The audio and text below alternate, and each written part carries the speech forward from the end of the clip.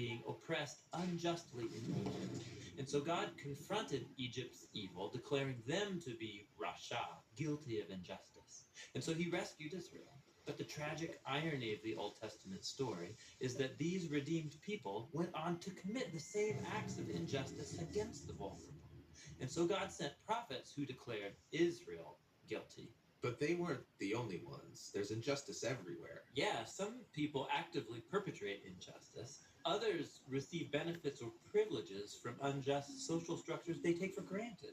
And sadly, history has shown that when the oppressed gain power, they often become oppressors themselves. So we all participate in injustice, actively or passively, even unintentionally. We're all the guilty ones. And so this is the surprising message of the biblical story. God's response to humanity's legacy of injustice is to give us a gift, the life of Jesus. He did righteousness and justice, and yet he died on behalf of the guilty.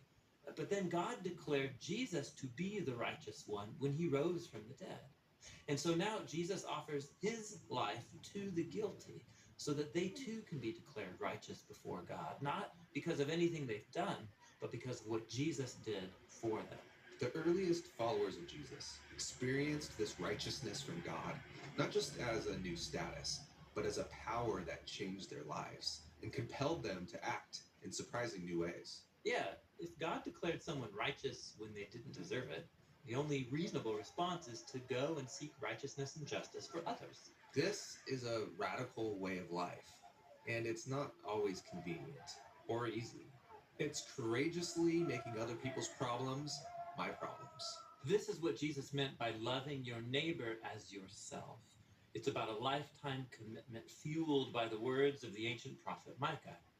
God has told you, humans, what is good, and what the Lord requires of you is to do justice, to love mercy, and to walk humbly with your God.